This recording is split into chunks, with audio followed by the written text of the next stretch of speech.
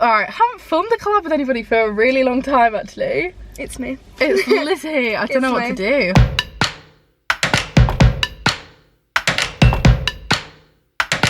Hello everybody, welcome back to my channel. Today I'm joined with Lizzie Barnett.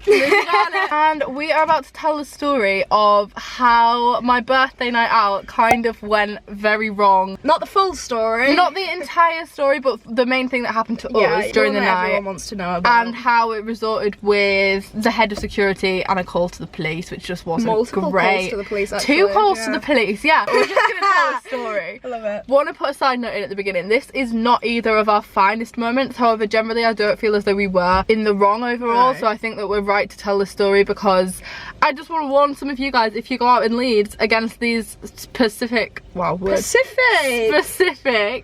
bouncers at the Headley Verity pub. So we're going to start from the beginning. You can kind of start because Lizzie kind of was the one that started this. Can I just say to any future employers watching? No, I don't think we did anything really wrong in this situation. Okay, so basically It was my birthday last week, if you didn't March see. 20th, I got the train down to Leeds, 2.5 hours, you know, and we were planning to go on a night out. So we arranged to meet Molly at Revs. It all started at Revs when... Basically, that was in the vlog. They didn't let Liv in because she'd had a drink. She was too drunk.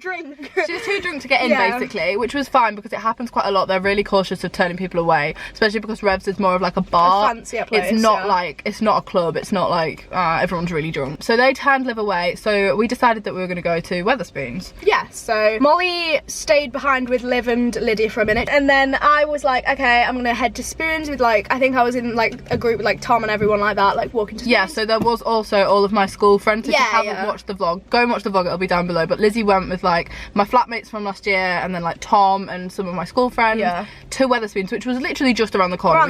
We weren't very far. Yeah. So they all were in the queue in front of me. They got in, comes to me, I give the bouncer my ID, and I could tell straight away someone was off because he kind of just went constantly and was like looking up and down at me, and I was just stood there like, you know when you do the thing when the bouncer check your ID where you're like proper smiling at him? Yeah. Like, it's definitely me. It is me. Let me in. He was just like looking me up and down, and I was a bit like, this is weird, like I've never had this happen before. And then he just looked at me and he just, the way he just went, can't accept this.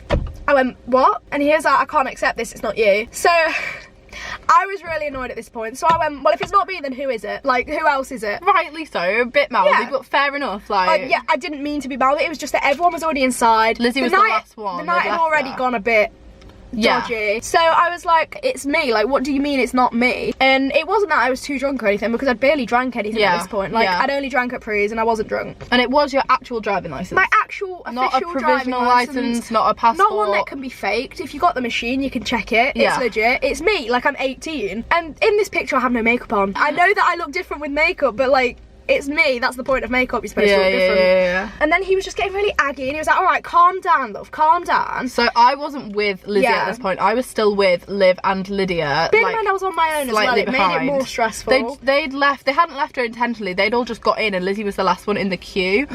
So she came back to find me, I was just around the corner, and I knew that the Headley Verity had a reputation for having like really nasty bouncers on the door, because obviously I'd been in Leeds for the last year, I had had run-ins with them before, but they'd never not let me in. They'd always just made either sarky comments, or like one time one of them had actually commented on something that I was wearing when I was there. I think it was probably like towards the end of me being at uni. So I knew as soon as Lizzie said they haven't let me in, it wasn't because she was too drunk, it wasn't because she had a fake ID, they're just literally not nice, like they're just not. So I went back with her and I was like, do you know what, I think we'll be okay, like I'll explain the situation and I'll explain that obviously it is your ID. Bouncers do not care. I think in my head, I think he might have just been bored. Like, what are you doing? And just, it's a bit steamy. Oh, right, okay. Yeah, so in my head I knew probably me explaining the situation isn't going to change it, but I thought if we were there together, if they could see that they just singled out one out of an entire group, that it would be okay. And if I was explaining the situation because I wasn't drunk either, it would be fine. Wrong. Very wrong. We got back and honestly this bit from here is a little bit of a blur because it happened really fast. So I tried to explain the situation and I think I was pretty calm and collected to start off with. I was like, hi, here's my ID, and they looked at it and they were like, yep.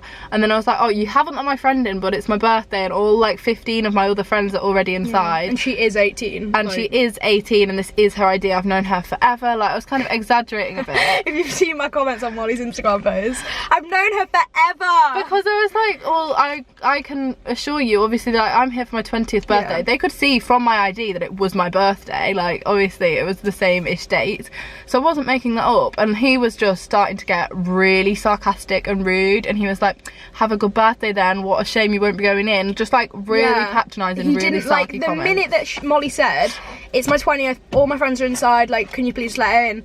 He sat there and he went, well, you know what? You're not going in either now. And then I was like, well, why am I not going in? I haven't done anything. Like, at this point, I hadn't even had an attitude. I hadn't, like, I don't think I'd done anything wrong. I was like, what the hell? All I was doing was trying to defend Lizzie. This man, who is like probably, what, 6 foot something, really tall, was like being really patronising, looking down at us, just speaking to us with a really vile, like, sarcastic tone. So we're like, right, okay, that's fine, we're gonna leave this. We step to the side and there's another bouncer, like a security guard. He seemed nice. He seemed really nice, and you could tell that he was kind of more on our side, but he couldn't let us in because he wasn't manning the door. So we were like, can you speak to them? And he was like, no. He was probably low-key scared of them. I would have been if I worked under them. So we stood there and I called Tom and I was like, they're not letting us in. I don't really know what to do, because they had all already ordered drink, which was ridiculous because now we were outside and they were inside with 15 drinks. So I was like, oh, right, okay. So we went back over to the other 2 bouncers, which to be fair, probably shouldn't have done. Probably should have just given up. But we went back to them and we were like, is there no way that you're gonna let us in? I like called Tom and got him to come down to the foyer. So at this point he was stood like behind the bouncers. So I went as if I was gonna go and speak to Tom. Obviously it looked like I was trying to get in, looked like I was trying to shove past them. I wasn't being super forceful. I wasn't drunk. I was just like really annoyed that they were ruining my birthday. She just wanted to like tell Tom what was going on. So we went as if we were going to go around them, and they like put their arms out to stop us, but they weren't just stopping us, they like whacked us in the stomach. Like, that was like, it was just too far, wasn't it? Yeah, I do get it, because it did look like we were trying to barge past. Yeah, oh, for sure. But I think the force that they used was just not necessary. We're 2 fairly small teenage girls. You don't need to be that forceful and that rude as well. So Tom could see that there was some kind of like, you know, kerfuffle occurring with the bouncers, and he was like, whoa, what's going on, don't get upset. Because by this point I was starting to like cry. Same. We were both like crying at these bouncers, like, please. Not because I was getting into an argument, nothing to do with this, just purely because I'd had this night planned in my head for and it had gone wrong twice 6 weeks, and within 10 minutes everything had just gone downhill and everything was out of my control. And I'm really not good in a situation, and this just goes for my whole life, where the plan starts to change halfway through. If I'm in a situation and then suddenly something goes wrong and the plan changes like that and I can't control it, it makes me really agitated. Especially on your birthday as well. Like, you've had it planned in your head for so long, and then when 2 major things go wrong in 10 minutes, it's like... And especially also because I had so many different people there inside. So I had my school friends, some of my YouTube friends, my home friends, my uni flatmates from last year, all together that didn't all know each other, and I wasn't there. So I felt like the glue between everybody, and I wasn't was crying because I felt bad that I'd basically ruined half the night. But you hadn't. It was there. It was. So I think I was just really like frustrated, because I was like, I've waited to be 18 for so long because people couldn't go to clubs with me, because obviously underage. I didn't have a fake ID because that's breaking the law. And you're born in July, so it was right at the end of the year. So I'd waited so long, and then I finally get an ID, and I'm finally old enough, and they don't. And this guy doesn't let me in. And by this point, I think they were starting to find it really funny that we were upset. Like that's what wound me up. They were thriving off the fact that they'd upset us. So they called the head of security out to us. That like, she was a very tall woman. She was incredibly tall. She was quite frightening looking. She's not somebody you'd want to mess with, not somebody you'd want to pick a fight with. She swans over and she's like, oh, you're giving us attitude, so we can't let you in. So by this point I was giving them attitude, because I was annoyed. I was like, I'm not giving you an attitude, you've just really upset me, you're ruining my birthday, all my friends are inside and I'm stuck out here. And I still understand that physically, whatever, they're not going to let us in because they don't believe Lizzie. But I was like, okay. So then this woman, and this was the final straw. The icing on the cake. The icing on the cake. This massive woman, this like scarily tall woman, starts filming us on Snapchat. That's what I mean. I get it if she's filming it on her normal camera, because it might just be to report whatever's going on, like the arguments. That's fine. Snapchat is what you film to put on your story to your mates. So I was like, what are you doing? I literally said to her, I was like, what are you doing? She was like, I'm filming it so I can report you. And I was like, for what? What are you reporting us for? We haven't done anything wrong. And then she was like, and she started smirking and laughing, and she had a really sarky face. I could see her on Snapchat zooming into us, and I was like, Okay, why would you be filming that on Snapchat? I just don't understand it. Like, obviously that probably just went on her story. She was probably taking the mick out of us. But that just seemed like the icing on the cake. I was so annoyed. So in that situation, I went as if to click the cross on her phone. You know when somebody... Molly just went for her phone. I was like, Molly. Because you can't film us. One, you can't film us without your permission. And two, I'd lost it at this point. I was fuming. It was my birthday. I was upset. You were very much crying at this point. I was crying. So I wasn't like trying to grab her or anything. You know when someone finishes filming a video on Snapchat and you could get and you can click the cross. She was stood right in front of me, so I went to click the cross because I don't want that video of me anywhere. And with that, she grabbed my wrist, she flicked my arm out, my phone went flying across the street into the road, into the traffic, like the actual road, the traffic. And I was looking at her and I was just like, okay, I've had enough. I have had enough. Tears were streaming. Everybody queuing to get into the Headley Verity was staring at us. I literally got a message the next day, oh, I saw you guys outside of Headley Verity. I didn't want to say hi because you looked like you were having an incident. I was like, yeah. So I go into the road to pick up my phone. Bear in mind at this point, I'm going, Molly, it's fine, just like crying. It's fine, just leave it. I don't want to go here anyway. So all of my friends come out at this point. Everybody's like, well, we'll just leave. So they all left their drinks. Bear in mind, Wetherspoons, you probably would have had a lot more money that night because there was a lot of us willing to drink. I was getting really arsy about that. I was like, I'm going to take my business elsewhere. Yeah. So I go into the road to pick my phone up and then I see all my friends have come out and we all walk around and we leave and we think, whatever, I have had enough. And this woman still stood on the side of the road with this video being like, I'm going to report you to the police.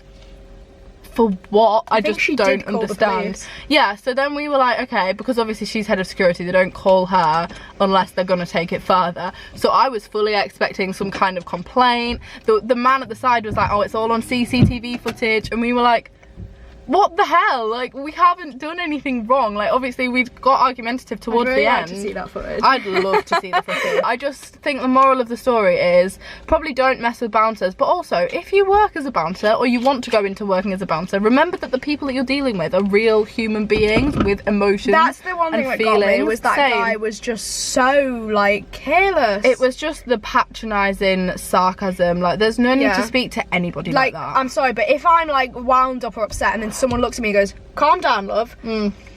I'm not going to calm down. I'm going to get more aggy. There's literally, I just genuinely don't feel like there's any reason ever to speak to somebody like that, to make somebody feel that small, and like, I just think it was really rude, to be honest. Yeah. So I won't be drinking in the Headley Verity again. I won't be going to the Headley Verity because they won't let me in. No, they won't let us in. And I know a lot of people, like, I put a little bit about this on my Instagram story and I had loads of messages from people being like, oh, the bouncers in there are always like that, they've done that to me, they're really strict in here, and I don't know why, because it is just a pub. Like, it's a Wetherspoon. Yeah, it was bizarre. Generally, there was no need for any of that situation to occur, and it did really upset me, and it did low-key kind of ruin my birthday night out, which was really sad because I'd had it planned for such a long time that it really upset me. Even when we were in the club, like afterwards, I did have a good time and I was enjoying it. I was just thinking the whole night hasn't gone to plan and it's stressing me out. I think you were upset a few days after as well. Yeah.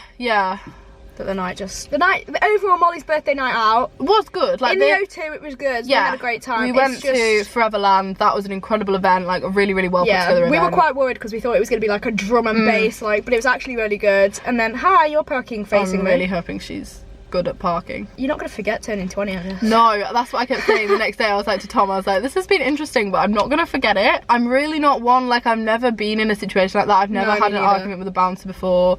I'm not very argumentative with people that I don't know. No, I've never had anybody call the police on me before. Like, I've just never been in a situation like that. So I was like, okay, we live and we learn. Maybe 20s is going to be a wild decade. Who knows? But yeah, I thought I would tell the story because it was quite a long-winded one and it wasn't one I was going to put on Instagram stories. And Lizzie understood it better than anybody because we were the two that lived it. We lived it. I'm worried about the comments. Just comments, we do know we were in the wrong. We were partly in the wrong, for sure. Like, we hold our hands up and say, like, the attitude that they had and everything led to it being escalated way more than it had to be. Yeah, for sure. And I think that it could have been solved in about 3 minutes, and it wasn't, because not even just letting me in, just explaining, like, listen, that's the rule, like, if we don't trust, if they'd be like, you know what, okay, if they'd have said it in like a nicer tone, in like a, look, we know this sucks but we just really can't let you in, fine. I just can't believe they're filming on Snapchat. I know, it was that, to be honest. I feel like you kind of get the general picture. So that was what went wrong in Leeds the other week. You know, it's fine. We live, we learn, we move on. We're all still alive and well. We move. Right now, I'm gonna go and enjoy my Costa. Yeah, we're very, in very Knots. nice. We're in Knots. We're in Lizzie's car. In my mum's car. No, it's actually my car. But I'm gonna end this video. I hope you've enjoyed the story time. I know we've steamed the car up so much from Molly's speaking hot drink, and because of the coffee. But yeah, thank you very much for watching. I hope you have enjoyed. Please, yeah, take the story with a pinch of salt and don't be too savage in the comments. Thank you for being in this with me and filming it with me. Thank you for being in this situation with me, because if it was me on my own, I'd have sat on the floor and cried. Well, we did that afterwards. Yes, we did. I'll be back on my channel with a vlog or a video very, very soon. Bye, guys. Bye.